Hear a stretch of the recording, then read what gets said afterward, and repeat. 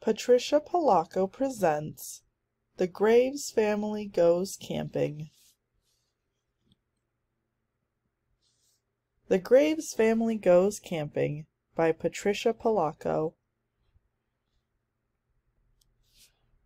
For the Graves family, the summer brought an unfamiliar uneasiness.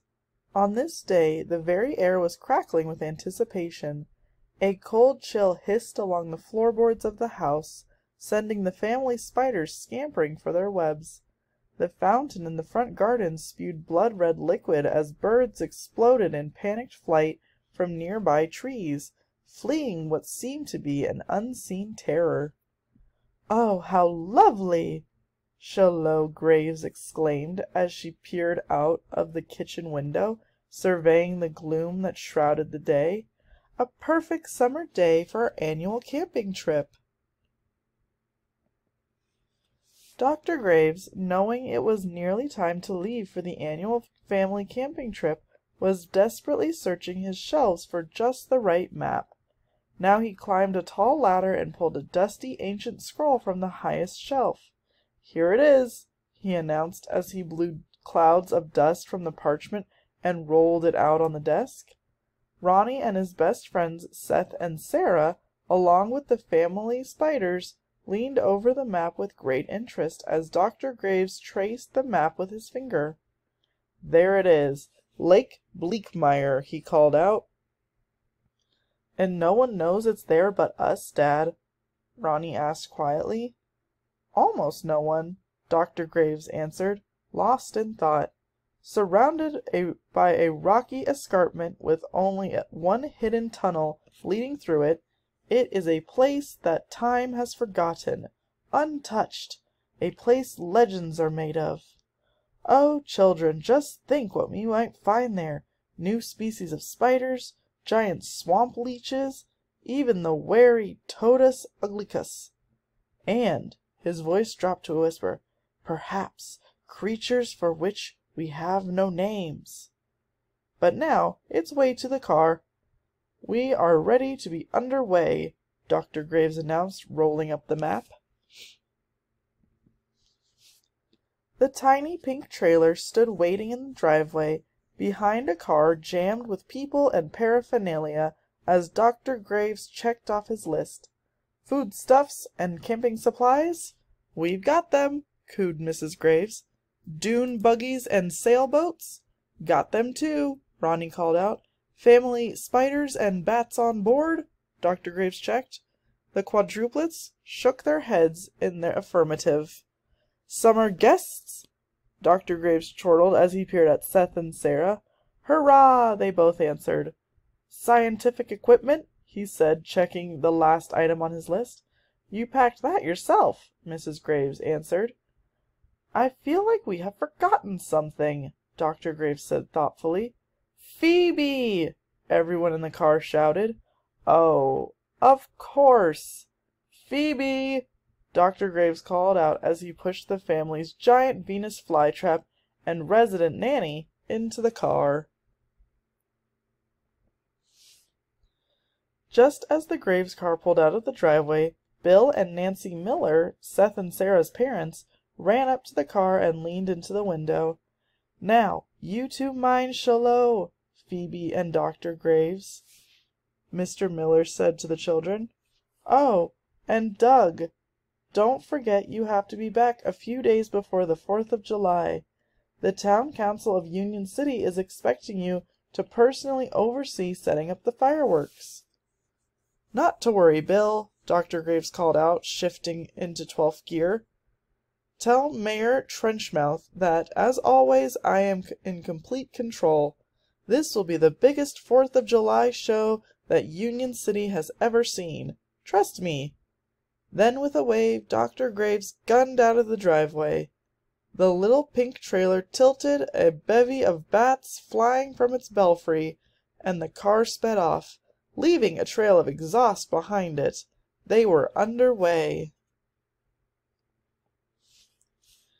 It was a long, hot drive, punctuated by taking the irreversible path, turn off from 69 North, then crossing Pitfall Bridge turning left at Long Bowel Caves and chugging up Amputation Ridge, slogging over harrowing narrows, and finally squeezing through the long escarpment tunnel that led into Dreadful Valley. The forest got dark, dense, and foul, only to open suddenly to threatening skies and a large, murky lake. "Bleakmire," Dr. Graves whispered, then bellowed, "We're here!" as the whole tribe piled out of the car. Dr. Graves pushed a button on the console of the car. Seth and Sarah stood back in utter amazement as the little pink trailer disconnected itself and shivered for a moment. With that, the little pink trailer sprang into action. Awnings unfurled, the door swung open and belched out a fountain, an arbor, and a fence with its own gate. A large picnic table shot out, along with assorted lawn chairs, a hammock, and a swing. Then came a small boat, a barbecue pit, a stunning array of scientific equipment, and finally 2 garden gargoyles. "Oh," cooed Mrs. Graves, patting them, "just like home. Now you children go inside, make your beds, and wash up for lunch. Phoebe and I will have it ready in a jiffy." Seth and Sarah couldn't believe their eyes when they went into the little pink trailer. They were standing in a very large entry hall with marble floors. Then they walked into the great room with vaulted ceilings and a massive fireplace at the end. Just off from that room was a cavernous dining room with a table long enough to seat 40 people. Seth and Sarah looked up at Ronnie. "Don't ask," Ronnie said to them. "One of Dad's inventions. Something about bending space into an alternate continuum. He says he needs room for specimens we'll be collecting." After lunch of toasted Fijian jellyfish and strawberry malted eyeball milk, Dr. Graves and the children packed their backpacks and hiked out on their first expedition into Bleakmire Forest. They could hardly wait to go. From the moment they stepped into the forest, the place looked like some place they had never seen before. "Positively prehistoric," Dr. Graves said as he took out his specimen case. Seth and Sarah had never seen spiders and snakes the size that they were seeing. On one particularly swampy bog, Seth stopped for a rest, unwrapping a sandwich for a snack, and a slimy tongue whipped out of nowhere and grabbed his sandwich. He was face to face with the biggest, slimiest toad he'd ever seen. Dr. Graves wrestled Seth's hand out of Toadus Uglius's mouth and tucked the toad into his specimen case. This was going to be the most amazing camping trip ever. For the next 2 days, Dr. Graves and the children explored the nighttime woods and slimy swamps of Bleakmire. They even took a small boat out to Kimmich Island, a small island that changed its position in the lake with the tides. And everywhere they collected gnashing narps, vernicus nids, galloping bilge leeches, and spotted tree splunkers. They filled every specimen bottle and basket Dr. Graves had brought, and filled up every other glass and container in Mrs. Graves' cupboard, even her refrigerator and her dresser drawers. No question, Dr. Graves and the children were having the exploration of their lives. Then on the 3rd day, Dr. Graves decided that it was time to explore the deepest, densest part of the forest. The trees seemed to grow taller and taller when all of a sudden, in the deepest, densest part, a very large, furry spider slid down her silken web and stopped right in front of Dr. Graves's face. "Hand me a specimen cage, Ronnie," Dr. Graves called out. But as Ronnie handed him the cage, Ronnie suddenly disappeared. Seth and Sarah jumped to where he was standing, and they disappeared. Dr. Graves stepped to see where they had all gone, and he too vanished. With a loud crash, Dr. Graves landed just by the children. They had all fallen into a very deep hole. Dr. Graves looked up. The hole was too deep for any of them to climb out, even if they stood on each other's shoulders. There was no way out. Suddenly, a familiar face appeared above them. "Phoebe!"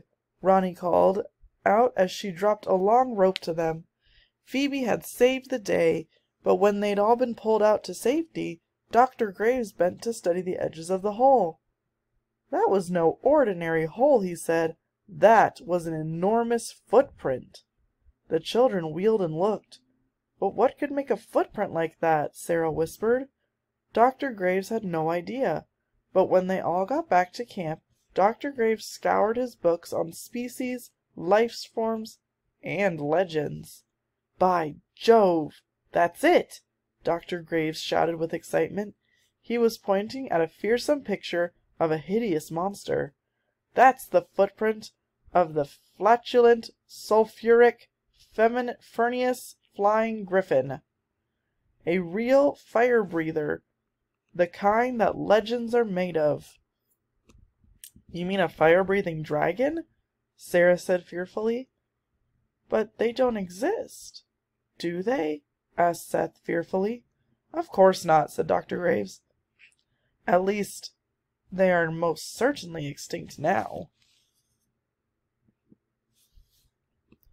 Before anyone could ask Dr. Graves anything more, though, Mrs. Graves called out, "Jumjills, everyone!" and set out the most delightful little cake, muffinesque, cream-puffy, dream-puffy, bite-sized morsels. "Now, children, only one at a time. We don't eat these too fast," Mrs. Graves said sternly.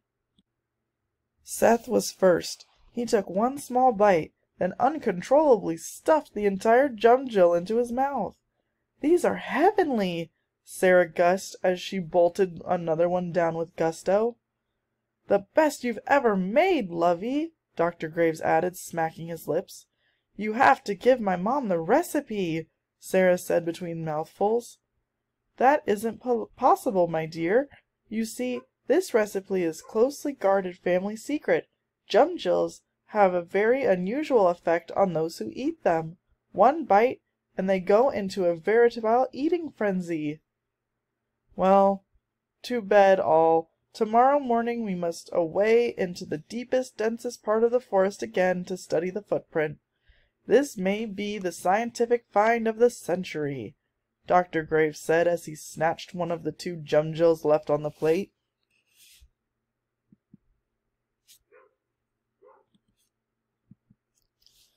The next morning the whole household awoke to their high-pitched screams of Mrs. Graves out by the campfire. Everyone raced outdoors, and they were stunned by what they saw.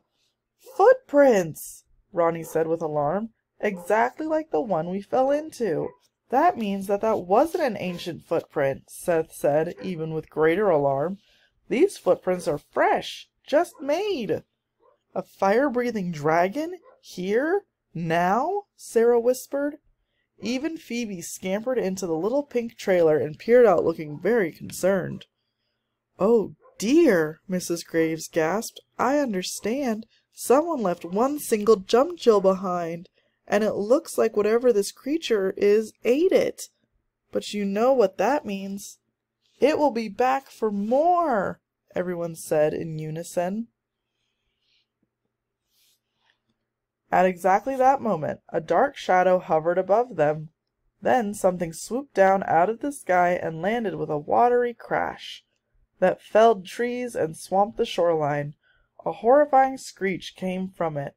A puff of acrid smoke and a plume of fire and brimstone arched from its mouth and burned a small thicket of trees to the ground. Mrs. Graves pulled the children into the trailer. "Wait!" Dr. Graves shouted as he picked up a piece of scientific equipment. "My translanguaginator!" "Let's see," he said as he fiddled with the levers and buttons. "I'll set the base tongue at lizard and Komodo dragon and hope that it's close to its own language." Then Dr. Graves set the machine on project, lifted the announcing cone to his lips, and called out a cheerful, friendly greeting. The translanguaginator whirled and popped, and sound rippled over the surface of the water and made trees flutter. The creature cocked its head, narrowed its eyes, and leaned close to the translanguaginator, sniffing and snorting a puff of smoke.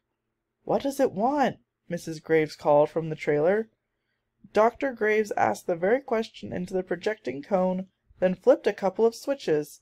A strange sound came out of the machine. That seemed to startle the creature. It came closer and bellowed back into the machine. Dr. Graves flipped a couple of switches and a booming voice screamed, "Food!" It wasn't long before the Graves family realized that the creature was interested in only one kind of food, Jumjills. In the next days, while Mrs. Graves, Phoebe, and the children shoveled Jumjills into the dragon as quickly as they could make them, Dr. Graves learned that the creature was the last of its kind, that it was a female, and that it was lonely. They also soon discovered that its appetite for Jumjills was impossible to fill, and that they were going to run out of supplies. Then what, they wondered. "We have to get back to Union City," Mrs. Graves cried after a full day of the feeding frenzy. "Bill and Nancy must be sick with worry, and the 4th of July spectacular is only 2 days away." "I have a plan, Lovey. After the dragon's evening meal of Jumjills, we'll break camp, drive up the escarpment, and leave," Dr. Graves whispered to his wife. That evening, after the dragon flew off, the Graves family did exactly that. But when they got to the encampment tunnel, the dragon was there waiting for them. It shrieked and spewed flames to the car, and stomped its feet so hard that it collapsed the tunnel, sealing them all in the valley. There was no escape route. But Mrs. Graves was angry. The next morning Mrs. Graves was waiting for the creature. When it landed, she scolded into the translanguaginator. "It would seem to me that you need to learn some manners. You make friends by being a friend, not holding people captive against their wills. You have frightened the children. Furthermore, any polite guest knows when offered a basket of Jumjills, a guest only takes one. And now you've trapped us here." Mrs. Graves broke down and cried. The dragon fluttered its eyes, looking sheepish. It sniffed the basket of Jumjills. Then it flew off, this time disappearing into the horizon. All night Dr. Graves was frantic. They had run out of food and supplies. He hadn't allowed cell phones on vacation, and they wouldn't have worked here anyway. They were trapped, and he was worried. What would happen when the dragon realized there were no more Jumjills? It was that moment when Dr. Graves noticed the Quintomic Island seemed to be floating right toward the shore where he was sitting. With a giant whoosh, it beached itself. It was only then that Dr. Graves noticed that it wasn't an island at all. It appeared to be a very large boat. He set the entire family to pulling vines and brush from the boat.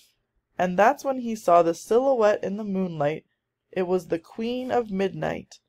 Now he remembered a legend he had forgotten, that once there was a canal connected to this lake, to streams and rivers, then finally to the great lake themselves.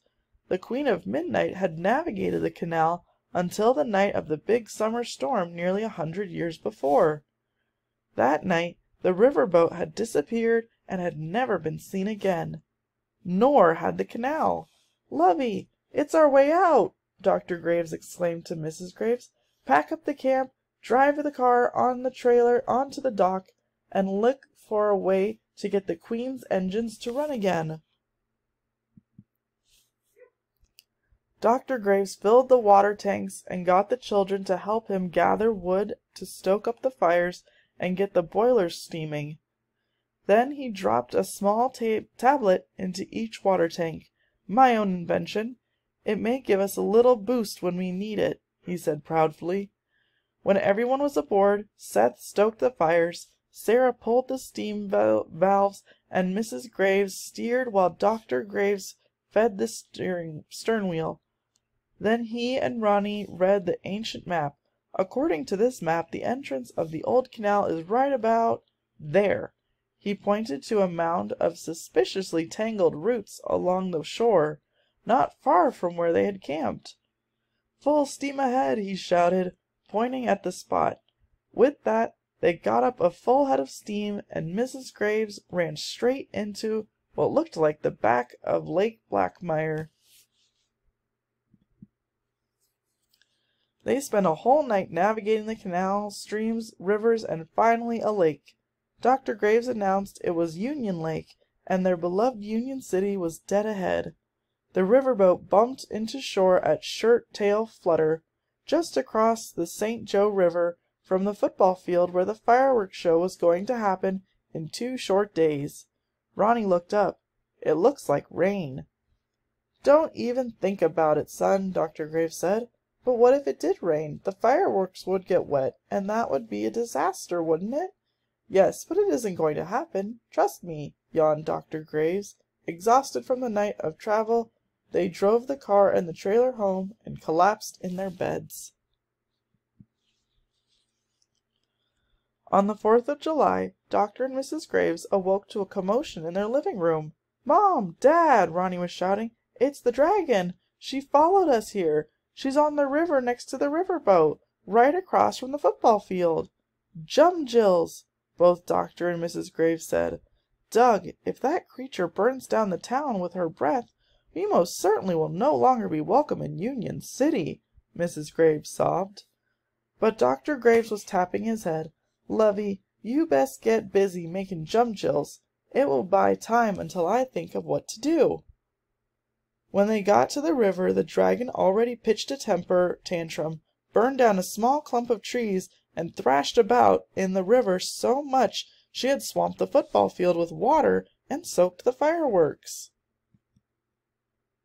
"Naughty, naughty!" Dr. Graves scolded the dragon. It cowered low to the river bank and looked sheepish. "I'll bring you some Jumjills later tonight.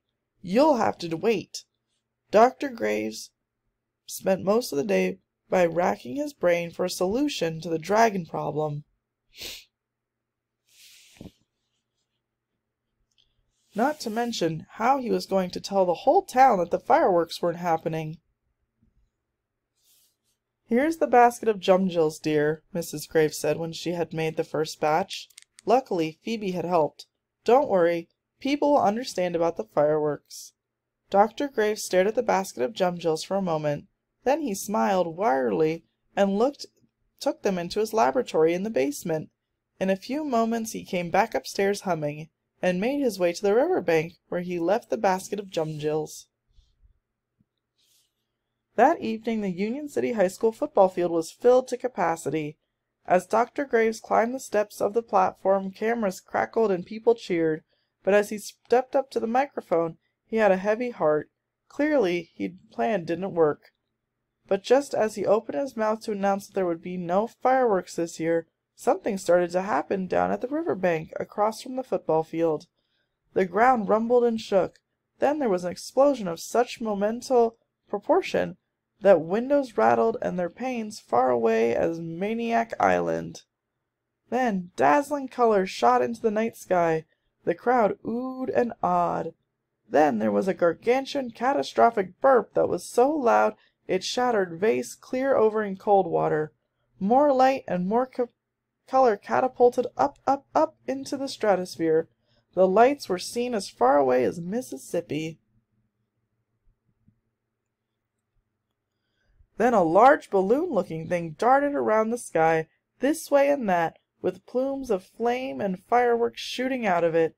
Ronnie, Sarah, and Seth looked very carefully at the balloon. It was the dragon! It was wheezing and coughing flames and fireworks. It shot straight up with a belch, swooping down with a cough, and spiraled sideways with its stomach grumbling fiery puffs of rockets and color. Oh my! It was spectacular! Well, sir, that 4th of July was legendary, all right. That single night put Union City right up there with New York and Chicago in the annals of pyrotechnic displays. And there was no need at all for anyone to know that Dr. Graves had sprinkled his new experimental firepower into those Jumjills that night. Of course, not a citizen, with the exception of the Graves and Miller families, would even learn of the dragon's existence. From that time on, she was content to stay quietly hidden in the marshes at Shirt Tail Flutter, next to the football field on the river. On some nights she was happy to take the Graves family, including Phoebe, of course, out for a midnight flight on her leathery back. They had become quite good friends. They named her Barbara. Of course, Mrs. Graves visited Barbara every morning and brought her a basket of Jumjills. But she had learned her lesson. From that time on, she took only one Jumjill, at least one at a time.